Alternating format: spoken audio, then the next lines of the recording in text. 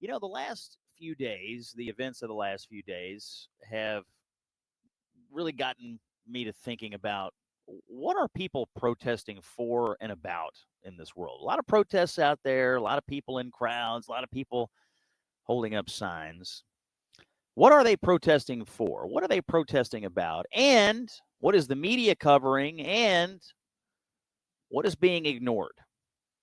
And I'll tell you one thing that I think is being ignored, but I want to talk to you about it today, is the persecution of Christians in different places in this world. I'm going to start with a piece from the Wall Street Journal that came out on October the 12th. Headline: China rounds up Christian pastors.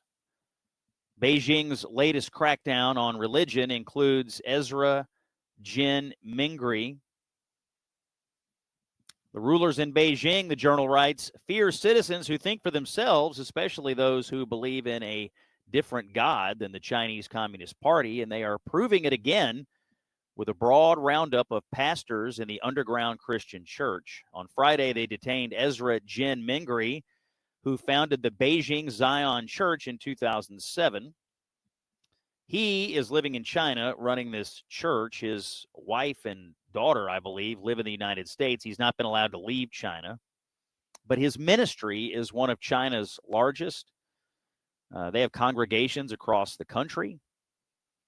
And his daughter has told the Wall Street Journal that other Zion Church pastors and workers were also taken into custody, or they are currently missing in cities around the country. And as you know, once people disappear into the hands of the Chinese police, well, they're in real danger of being abused, being detained for long periods of time, and this is often happening without any charges or any trials. So we have this crackdown of Christian pastors, popular Christian pastors in China.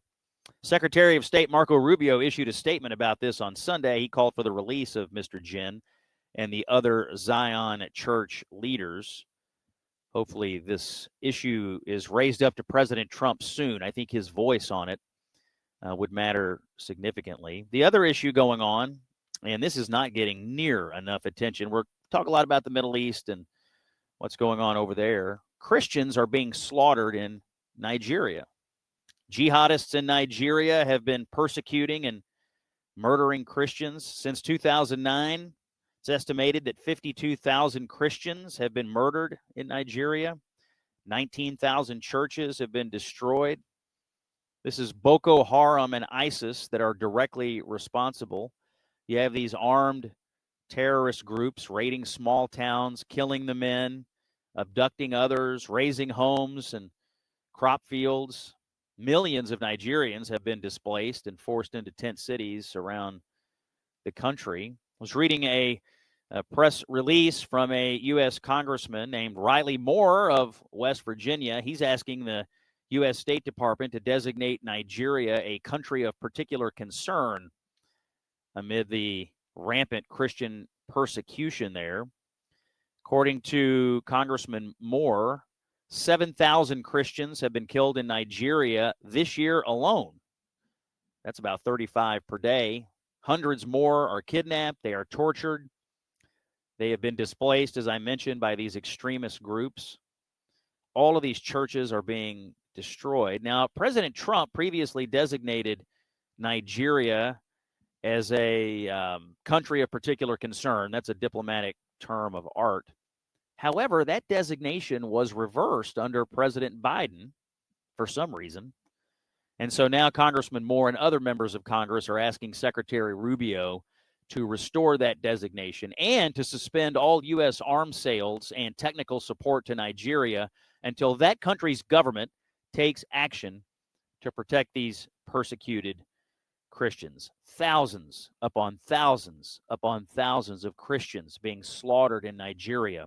Hundreds of pastors and church workers, Christian pastors, being rounded up in China. Folks,